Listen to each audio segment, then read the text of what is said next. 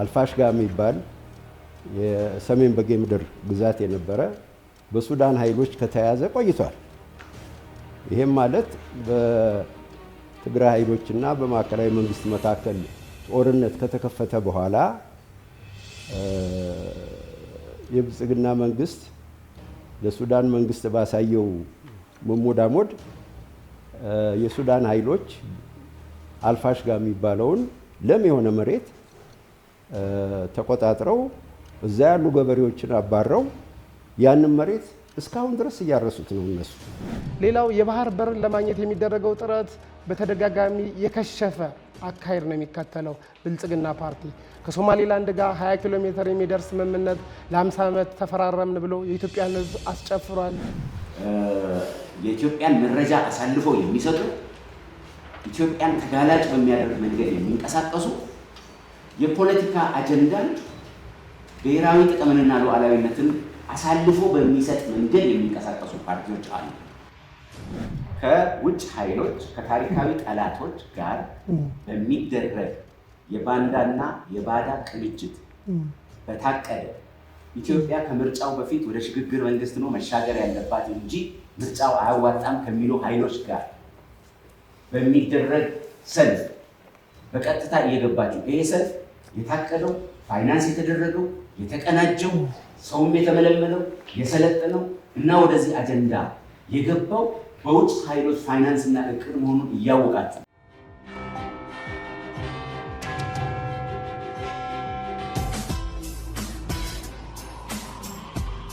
ምርጫ በሐሳብ ብልጫ ለኢትዮጵያ እንኳን ወደ 7ኛው ጠቅላላ ምርጫ የፓርቲዎች የክርክር መድረክ ውድ ቤተሰቦቻችን በሰላም መጣችሁ።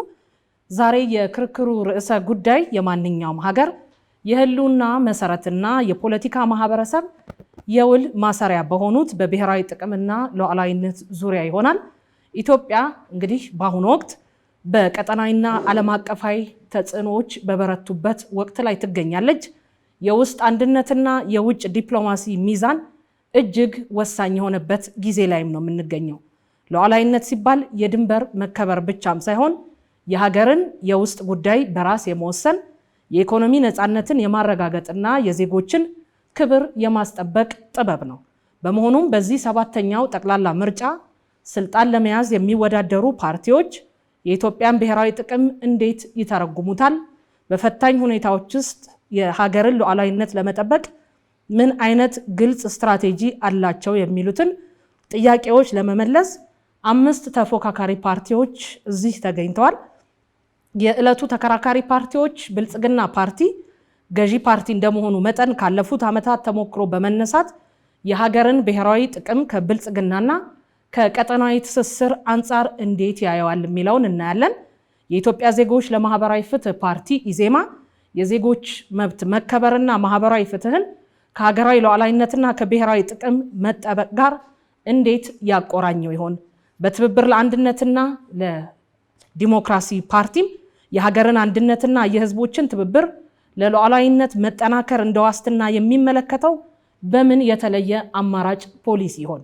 ባልደራስ ለእውነተኛ ዲሞክራሲ የዜጎችን ድምፅና የሀገርን የታሪክ መሰረት ከመጠበቅ አንጻር ሉዓላዊነትን እንዴት ነው የሚተረጉመው?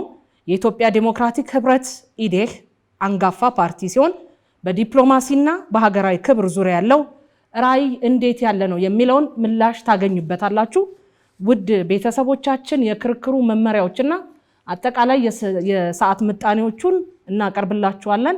እኔ ሊዲያ አበበና ሱራፌል ዘላለም ክርክሩን እንመራለን። እንግዲህ የሰዓት ምጣኔውን ከመግለጼ በፊት በተለይ በዚህ ክርክር ላይ ዛሬ ከተከራካሪዎች ምን ይጠበቃል የሚለውን በቅድሚያ የክርክሩን አጠቃላይ ሂደት ከማብራራታችን ወይም ወደዛ ከመግባታችን በፊት የሚጠበቅ የክርክር የአቅራቢዎች ወይም ደግሞ ተከራካሪዎች ሊጠብቋቸው የሚገቡ ህግጋት አሉ በተዘጋጀው የክርክር መድረክ። ስለዚህ እሱን ሊዲያ ባጭሩ ከገለጸች በኋላ በቀጥታ ወደ ሰዓት ምጣኔው እና ድልድሉ ሄዳለሁ። በዚህ ክርክር ላይ በዘር፣ በሃይማኖት፣ በጾታ፣ በቋንቋ ወይም በማንነት ላይ ያነጣጠረ ማንኛውም አይነት የንቀት፣ የማንኳሰስ ወይም የጥቃት ቅስቀሳ ማድረግ በፍጹም የተከለከለ ነው። በመጀመሪያውና በመጨረሻው ዙር የክርክር መርሃ ግብር ላይ ጣልቃ መግባት፣ ማቋረጥ፣ ሌሎች ድምፅ ማሰማት እጅጉን ይከለከላል። ሌላው ተከራካሪ በተሰጠ ጊዜ ገደብ ውስጥ እየተናገረ ያለም ድምፅ ማሰማት፣ ማሾፍ፣ ንግግር ማቋረጥ፣ መረባበሽ አይፈቀድም። በሁለቱ ምዕራፎች የመጀመሪያ ፖሊሲ ክርክር ወይም የፖሊሲ አማራጭ ሲቀርብና በመጨረሻ ለምን መመረጥ እንዳለበት ፓርቲው ሐሳቡን በሚያቀርብበት ወቅት፣ በሌሎቹ ምዕራፎች ግን ጣልቃ መግባት፣ ማቋረጥ፣ ሐሳብ መስጠት ይፈቀዳል። የመጀመሪያው የሚሆነው ለአምስቱም ፓርቲዎች 5 ደቂቃ ተሰጥቷቸዋል። በዚህም ወደ 25 ደቂቃ የሚሆነውን አጠቃላይ ፓርቲዎቹ በብሔራዊ ጥቅምና ሉዓላዊነት ላይ ያላቸውን ፖሊሲ የሚያስተዋውቁበት ነው። 25 ደቂቃ አላችሁ። ሁለተኛው ዙር ያለው ዋናው የክርክሩ ሰዓት ነው። ለዚህም ደግሞ ለእያንዳንዱ ፓርቲ 10 ደቂቃ፣ ለአምስቱ ፓርቲ 50 ደቂቃ ተሰጥቷል። በዚህም ደቂቃው እየሄደ ተከራካሪዎች በአንዱ ሀሳብ ላይ ተንተርሰው ክርክራቸውን፣ ጥያቄያቸውን ማቅረብ ይችላሉ። ሌላ የተጠየቁ አካልም ምላሽ መስጠት ይችላል፣ በዚሁ በ10 ደቂቃ ውስጥ ማለት ነው። ስለዚህ 50 ደቂቃ ዋናው የክርክር ሂደት የሚከናወንበት እንደሆነ ለማሳወቅ ወዳለሁ።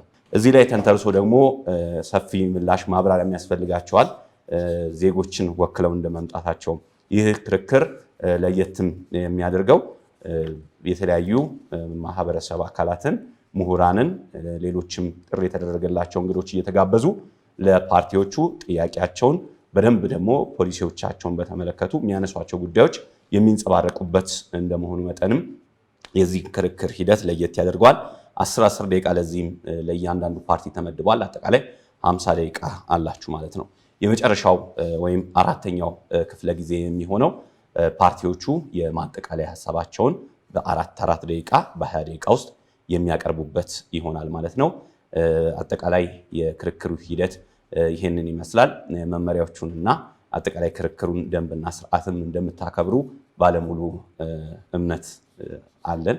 ስለዚህ በቀጥታ ወደ ክርክር ሂደቱ ከመግባታችን በፊት የእጣ አወጣጥ ስነስርዓት ይሆንና በእጣ አወጣጡ መሰረት ፓርቲዎቹ ፖሊሲዎቻቸውን በቅደም ተከተል የሚያቀርቡ ይሆናል። ለማንኛውም እዚህ እነማን ተገኝተዋል የሚለውን ለአድማጭ ተመልካቾቻችን እናቀርባለን።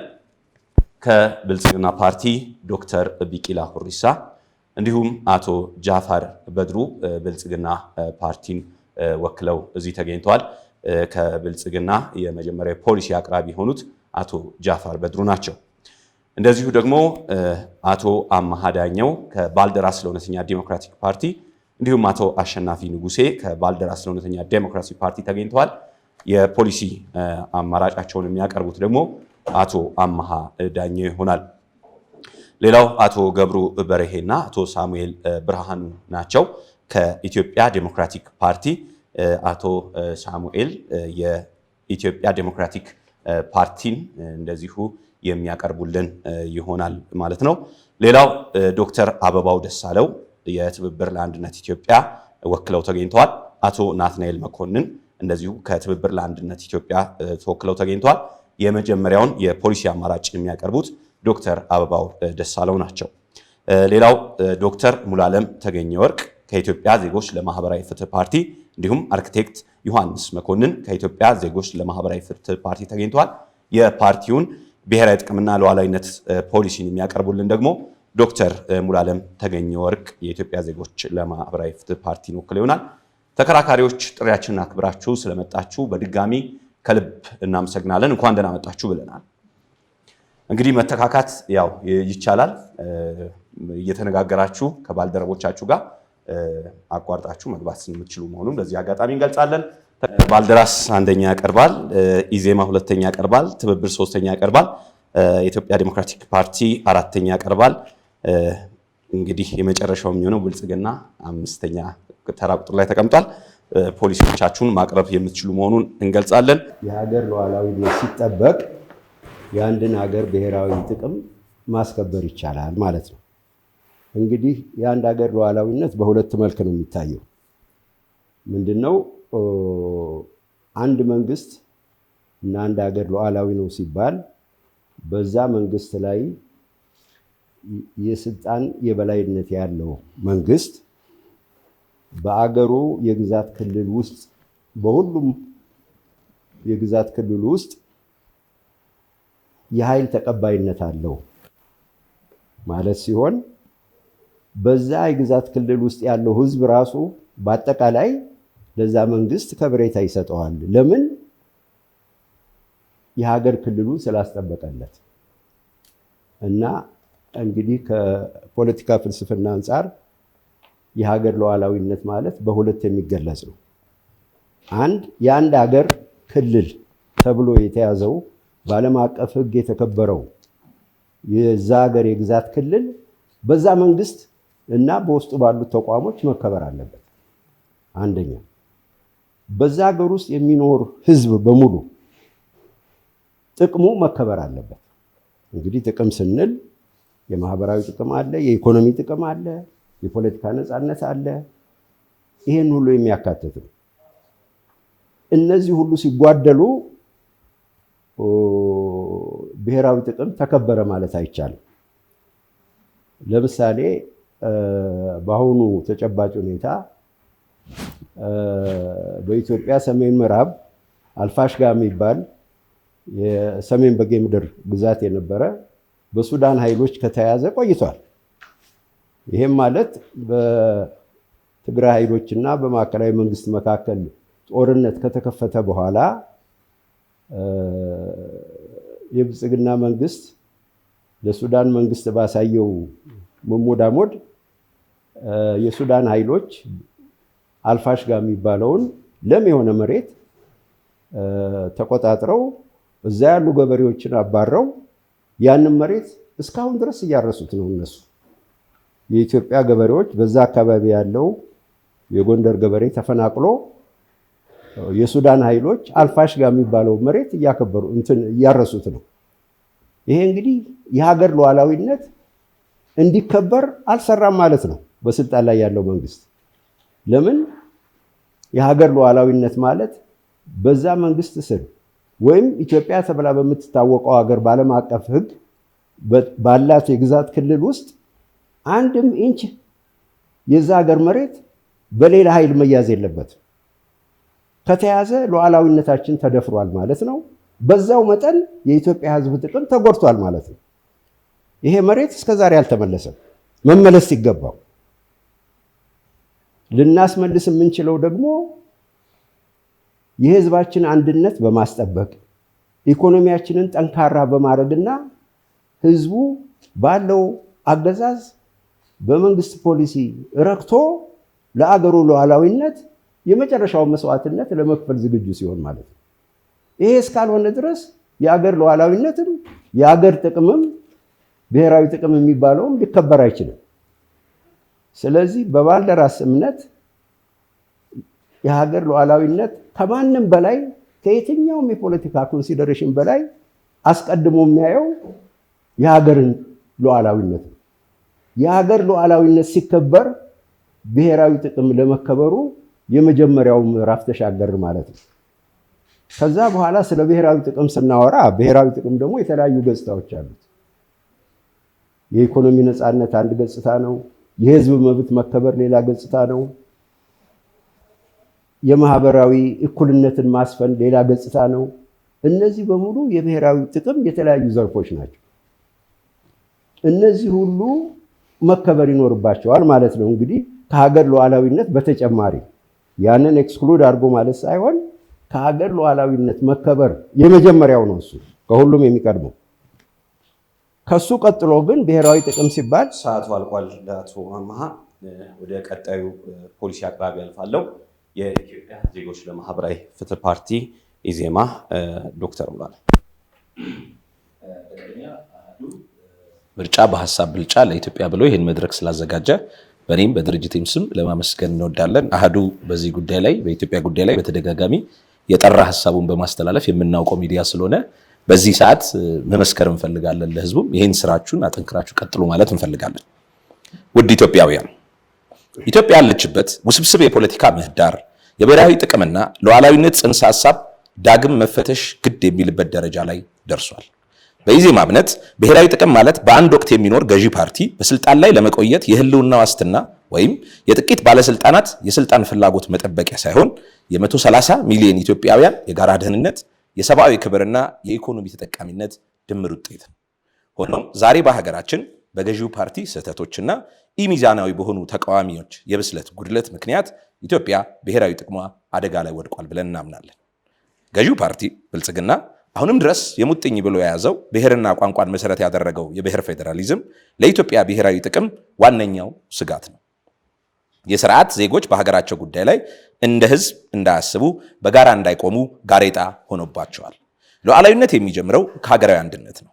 አንድነት ደግሞ የሚመነጨው በህግ ፊት እኩል የሆነ የዜግነት መብት ነው።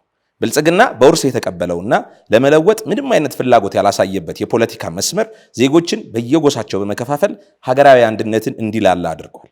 ሀገራዊ ጥቅም በየአካባቢው ጥቅሞች እንዲተካ በማድረጉ በውጭ ኃይሎች ፊት የተዳከመችና የተከፋፈለች ኢትዮጵያ ለመታየት እያዳገተች ትገኛለች። ኢዜማ የፖሊሲ አማራጭ የሚያተኩረው ዜግነትን መሰረት ባደረገ ዲሞክራሲያዊ ፌዴራሊዝም ላይ ነው። ይህ ማለት ስልጣን የሚከፋፈለው ቋንቋና ጥንት እየተቆጠረ ሳይሆን የአስተዳደር ቅልጥፍና፣ የጂኦግራፊያዊ ትስስር፣ የዜጎች እኩል ተጠቃሚነት፣ ባህል፣ እሴት፣ ወግን ተጠቃሚነት ማድረግን መሰረት በማድረግ ነው።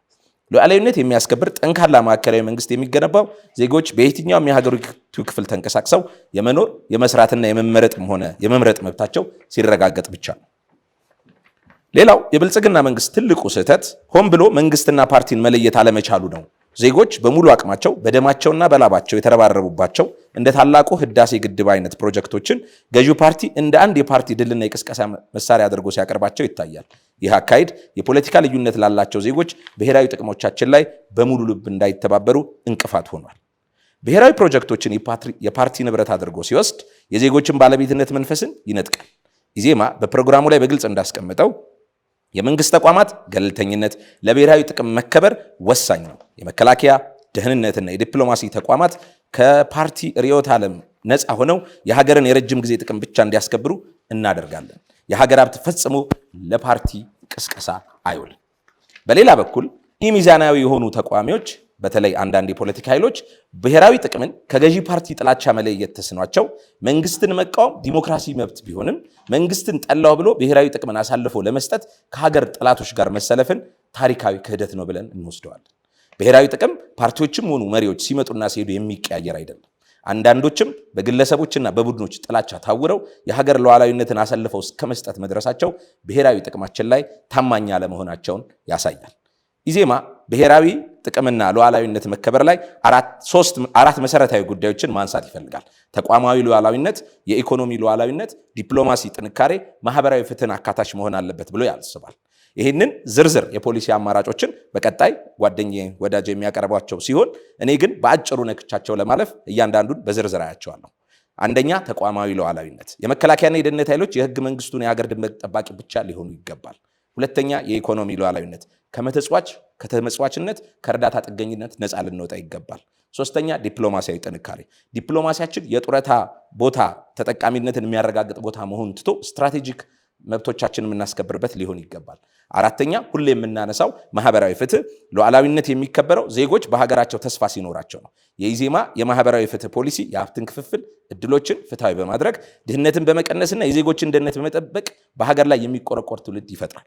ውድ ኢዜማውያን፣ እንደ ኢዜማ ሀሳባችንን ስናቀርብ በደንብ አይታችሁ በክርክሩም የምናነሳቸውን ሀሳቦች አይታችሁ በህግ የበላይነት የምትመራ ለዜጎቿ እኩል የምትተጋ ኢትዮጵያን ስንገነባ ታያላችሁ ብለን እናምናለን። ኢትዮጵያዊነት የአንድነታችን መሰረት ነው። ምልክታችን ሚዛን ነው። ሚዛንን ስትመርጡ ሀገርን፣ ብሔራዊ ጥቅምን፣ ሉዓላዊነትን በአግባቡ የተረዳ እንደ ገዢው ፓርቲ ከፓርቲ ጋር የማይደበላልቅ እንደ ሌሎች ተቃዋሚዎች ፓርቲዎች ደግሞ የሀገርን ጥቅም አሳልፎ መስጠት፣ ብሔራዊ ጥቅምና ሉዓላዊነትን ማሳለፍ የፖለቲካ መጫወቻ የፖለቲካ ቁማርና ትርፍ የማያደርገውን ኢዜማን ባለሚዛኑን ኢዜማ ምረጡ እላለሁ። አመሰግናለሁ። እሺ፣ ኢዜማን አመሰግናለን። ቀጣዩ ደግሞ ትብብር ለኢትዮጵያ አንድነት ነው። በዚህም ደግሞ ዶክተር አበባው ደሳለው ፖሊሲያቸውን ያቀርባል። እሺ፣ አመሰግናለሁ። አሐዱ ሬዲዮ እና ቴሌቪዥን የጋዜጠኝነት ኤቲክስን ተጠቅሞ በገለልተኝነት የሀገራችን ጥቅሞች ላይ ስለሚሰራ እናመሰግናለን። ትብብር ለኢትዮጵያ አንድነት 4 ፓርቲዎችን በቅንጅት ይዞ የሚሰራ ፓርቲ ነው። ኢህአፓ፣ መኢአድ፣ እናት ፓርቲና አግንን ይዞ የሚሰራ ፓርቲ ነው። ብሔራዊ ጥቅማችንንና የአገር ሉዓላዊነትን በሚመለከት ያለንን ፖሊሲ እንደሚከተለው አቀርባለሁ። የውጭ ግንኙነት መርሃችን በኢትዮጵያ ውስጥ ዲሞክራሲ፣ አስተማማኝ ሰላምና ዘላቂ ልማት እንዲኖር በአንድ አቋም ላይ የሚመሰረት ነው። በመሆኑም በሁሉም ዘርፍ የሀገራችንን ሉዓላዊነትና የሕዝብን ብሔራዊ ጥቅሞች በማስጠበቅ የውጭ ግንኙነታችንን የሚገዛ ዋነኛ መርህ ይሆናል። በዚህም መሰረት ገዢው ፓርቲ በሀገሪቱ ሉዓላዊነትና የሕዝብ ጥቅሞች ላይ የፈጸማቸውን የክህደት ተግባሮች ለማስተካከል የሚያስችሉና የሀገሪቱን ብሔራዊ ጥቅሞች በሚገባ የሚያስከብሩ በታሪክ በሕግና በዲፕሎማሲ ላይ የተመሰረቱ ጥረቶች ይደረጋሉ። የኢትዮጵያ የባህር በር ባለቤትነት ጥያቄ ሕጋዊና የዓለም አቀፍ ሕብረተሰብን በሚገባ የሚገነዘበው ቢሆንም ገዢው ኢህአዴግ ብልጽግና ፓርቲ በያዘው የተሳሳተ አቋም ለውይይት እንኳን የሚቀርብበት እድል ተዘግቷል። ስለዚህ ይህ ጥያቄ ከሉዓላዊነትና ከብሔራዊ ሕልውና ጋር የተያያዘ ሕጋዊ ጥያቄ መሆኑን በመገንዘብ ጉዳዩ በሰላማዊ መንገድና በኢትዮጵያና በኤርትራ ሕዝቦች ስምምነት መፍትሄ እንዲያገኝ ዓለም አቀፍ ሕብረተሰብም ሚዛናዊ በሆነ መንገድ ድጋፍ እንዲሰጥ ጥረት ያደርጋል። ወሰን ተሻጋሪ ወንዞቻችንን በሚመለከት ከዚህ በፊት በቅኝ ገዢ መንግስታት የተደረሱ የተናጠል ስምምነቶች ተሰርዘው ፍትሐዊ የውሃ አጠቃቀም እንዲኖር በሚያስችሉ ስምምነቶች እንዲተኩ ይደረጋል። ከኢትዮጵያ ከጎረቤቶቿ ጋር ያላት ግንኙነት በእኩልነት፣ በጋራ ጥቅም፣ በመተማመንና በመልካም ጉርብትና መርህ ላይ የተመሰረተና ሰላማዊ እንዲሆን ጥረት የሚደረግ ሲሆን የኢትዮጵያ የውጭ ግንኙነት ፖሊሲ ሁሌም የኢትዮጵያን ሁለንተናዊ ጥቅም በማስከበር ላይ የተመሰረተ ይሆናል። ከሽብር ከብጥብጥና ከጦርነት የጸዳ ዓለም እንዲኖር በሚደረገው ዓለም አቀፍ ጥረት ውስጥ ኢትዮጵያ ተገቢ ድርሻዋን እንድትወጣ ይደረጋል። በዓለም አቀፍ ግንኙነት ውስጥ የሚታዩት ኢፍትሐዊነት ችግሮች እንዲወገዱ በተለይም በታዳጊ ሀገሮች ላይ የሚጫኑ ልዩ ልዩ አይነት ገደቦች እንዲቀሩና የጋራ ጥቅምን ታሳቢ በማድረግ በአጋርነት መንፈስ የተቃኙ አዲስ አይነት ግንኙነቶች እንዲመሰረቱ ኢትዮጵያ ትብብር ለኢትዮጵያ ብርቱ ትግል ታደርጋለች። አለመግባባቶችና ግጭቶች እንዳይፈጠሩ መከላከልና ከተፈጠሩ ደግሞ በሰላማዊ መንገድ የመፍታት የውጭ ግንኙነታችን ዋነኛ መርህ ነው። ይህን ስንመለከት ገዢው ፓርቲ ከብሔራዊ ጥቅምና ከሉዓላዊነት ጋር በርካታ ችግሮች እንዳለበት እንገነዘባለን። የሀገር ድንበራችን በተለያዩ አካባቢዎች እንደተደፈረ ይታወቃል። ቀደም ብለው የጎንደሩን አካባቢ ኬዝ አንስተዋል። አንዱ የፓርቲ አመራር በትግራይና በአፋር አካባቢ በኤርትራ የተደፈረ መሬት አለን። እንዲሁም በጋምቤላ አካባቢ በደቡብ ሱዳን በተደጋጋሚ የሚደፈር መሬት አለን። ስለዚህ የሀገር ዳር ድንበራችን በማስጠበቅ ወይም ሉዓላዊነታችንን በማስከበር ረገድ ብልጽግና ፓርቲ ደካማ አፈጻጸም እንዳለው እናምናለን። ሌላው የኢኮኖሚ ሉዓላዊነት ነው። የኢኮኖሚ ሉዓላዊነት እንደ IMF ያሉ ዓለም አቀፍ ተቋማት የሚሰጡንን ትዕዛዝ በቀጥታ እንደ መድኃኒት ትዕዛዝ ከመቀበል ውጭ ምንም ለኢትዮጵያ ሕዝብ የሚፈይድ ከኢትዮጵያ የኑሮ ሁኔታ ጋር የተገናዘበ የኢትዮጵያ ኢኮኖሚስቶችን በማማከር የሚተገበር የኢኮኖሚ ስርዓት የለንም የሚለው እናምናለን። ሌላው የባህር በርን ለማግኘት የሚደረገው ጥረት በተደጋጋሚ የከሸፈ አካሄድ ነው የሚከተለው ብልጽግና ፓርቲ። ከሶማሌላንድ ጋር 20 ኪሎ ሜትር የሚደርስ ስምምነት ለ50 ዓመት ተፈራረምን ብሎ የኢትዮጵያን ሕዝብ አስጨፍሯል። ነገር ግን አንድም የተጨበጠ ነገር የለም። ሶማሊያ ተቆጣች ብሎ ደግሞ እንደገና አንካራ በመሄድ ከታይብ ኤርዶሃን አሸማጋይነት ስምምነት ለማድረግ ሞከረ። ያም ምንም የተጨበጠ ነገር አላመጣም። ከኤርትራ መንግስት ጋር ከኤርትራ ሕዝብ ጋር እንኳን መልካም ግንኙነት ፈጥሮ የነበረ ቢሆንም ያንን በመርህ የተመሰረተ ግንኙነት ማስቀጠል ባለመቻሉ ምክንያት የባህር በር እንዳይጨበጥ አድርጎታል። እኛ ብንመረጥ ግን እዚህ ላይ በርትተን የምንሰራ ይሆናል። የህዳሴ ግድብ ቀደም ያለው የኢህአዴግ መንግስት የጀመረውን ግድብ ማጠናቀቁ መልካም ሆኖ እያለ ነገር ግን የህዳሴ ግድብ መጠናቀቁ ለኢትዮጵያ ምን አይነት ትሩፋት አመጣ? ምን ያክል የገጠር ከተሞችና ገጠር አካባቢዎች የኤሌክትሪክ ኃይል ተጠቃሚ ሆኖ የታሪፍ ውስጥ ለምንድን ነው እንደዚህ እያሻቀበ ያለው? ለምንድን ነው ፖዚቲቭ ኢምፓክት ሊያሳድር ያልቻለው የህዳሴ ግድብ የሚለው በጣም የሚያስተዛዝብ ነው። ሌላው ተፎካካሪ ፓርቲዎች ሮላቸው መሆን ያለበት የገዢውን ፓርቲ ስህተት ነቅሶ በማውጣት በመሞገት ተከታዩ ተናጋሪ እናልፋለን። አቶ ሳሙኤል ብርሃኑ የኢትዮጵያ ዴሞክራቲክ ህብረት። እኔም ለአሃዱ ሬዲዮና ቴሌቪዥን ያለኝን አድናቆት ምስጋና ማድረስ ፈልጋለሁ። በፓርቲም በራሴም ስም እናመሰግን እንወዳለን። የተወደዳችሁ የኢትዮጵያ ሕዝቦች እንኳን ለ2018 ሀገራዊ ምርጫ አደረሰ። ይህ የኢትዮጵያ ዴሞክራቲክ ህብረት ኢድህ ድምፅ ነው። የኢትዮጵያ ዴሞክራቲክ ህብረት በ1967 ዓ.ም በሰሜኑ ክፍል ህዝብን አቅፎ የተመሰረተ ሊበራል ዴሞክራሲን የሚያራምድ የፖለቲካ ድርጅት ነው። የኢትዮጵያ ዴሞክራቲክ ህብረት ኢድህ በትግል ከነበረው ስርዓት ጋር ከፍተኛ ፊልሚያ ያደረገና የደርግ ስርዓት ሲገረሰስ በተፈጠረው የሰላም እድል በጦርነት ምንም አይነት መፍትሄ እንደማይገኝ በማመን ወደ ሀገር ውስጥ በመግባት በሰላም በጠረጴዛ ዙሪያ የሰላም ትግል ለማድረግ ቢገባም የነበረው ስርዓት አካሄድ ቀና ባለመሆኑ በህዝብ ተወካዮች የተሰጠውንም ወንበር በመተው በሰላም መንገድ ለመታገል በመወሰን አቋም የወሰደ አንጋፋ ድርጅት ነው። አሁንም የኢትዮጵያ ዴሞክራቲክ ህብረት በሰላማዊ መንገድ በሀገር ውስጥ በተለያዩ ክልሎች ቢሮዎችን በመክፈት በመንቀሳቀስ ላይ ይገኛል። የኢትዮጵያ ዴሞክራቲክ ህብረት ኢድህ ዜጎች መብታቸው ተጠብቀው በሀገሪቱ ሰላም ሰፍኖ ማንኛውም ኢትዮጵያዊ ሰርቶ ለፍቶ በፈለገበት የሀገሪቱ ክልል ሀብት አፍርቶ ቤተሰብ መስርቶ የመኖር መብት እንዳለው አስረግጦ ያምናል። እንዲሁም አርሶ አደሮች ያመረቱትን ምርት ያለምንም ውጣ ውረድ የገበያ ስርዓት ተበጅቶላቸው ወደ ህብረተሰቡ እንዲቀርብ ኢድህ ሸማቹ ህብረተሰብም በራስ ወዳድ ነጋዴዎች በዋጋ ንረት በየጊዜው እንዳይበዘበዝ በመስራት ያምናል። ይህ ከፍ ከፍ እያለ የሚታየው የገበያ ዋጋ ምን ያህል ህብረተሰቡን እንዳስመረረ የአደባባይ ሀቅ በመሆኑ የኢትዮጵያ ዴሞክራቲክ ህብረት ይህ የገበያ መዋዠቅን በማስተካከል ገበሬውም፣ ነጋዴውም፣ ሸማቹ ህብረተሰብ የሚገባቸውን ተጠቃሚነት በማስተካከል ለመስራት ይጥራል። ውድ የኢትዮጵያ ህዝቦች ምልክታችን የጥንት የጠዋቱ አባቶቻችን በአድዋ በዶጋሌ በተለያዩ የጦር አውድማ ድል የተቀዳጁበት ለኢትዮጵያ ብቻ ሳይሆን ለአፍሪካ ብሎም ለጥቁር ህዝብ ድልን ያበሰሩበት ጦርና ጋሻ ነው። ኢድህን መምረጥ ሰላምን መምረጥ ነው። ኢድህን መምረጥ ሉዓላዊነትን ማክበር ነው። ኢድህን መምረጥ የህዝቦችን አንድነት ማረጋገጥ ነው። ኢድህን መምረጥ የሀገርን የራስን ህልውና ማረጋገጥ ነው። መሰረታችን ኢትዮጵያዊነት ነው። ስለሆነም ኢድህን መምረጥ ኢትዮጵያዊነት ነው። ምልክታችን ጋሻና ጦር ነው። ኢድህን ምረጡ። ትላንትም ዛሬም ነገም እስከ መጨረሻው አቋማችን ኢትዮጵያዊነት ነው። ስለዚህ ውድ የኢትዮጵያ ህዝቦች ይህንን ፕሮግራም በአሃዱ ቴሌቪዥን የምትከታተሉ ካርዳችሁን ለኢድህ በመጣል ኢድህን ምረጡ። ኢድህን መምረጥ ኢትዮጵያዊነት ነውና። እሺ፣ እናመሰግናለን።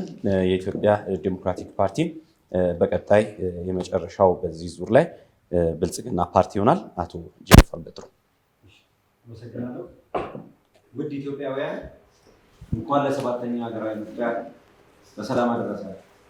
ሉዓላዊነት ዳር ድንበርን ከመጠበቅ አልፎ የራስን ዕጣ ፈንታ በራስ የመወሰን አቅም ነው።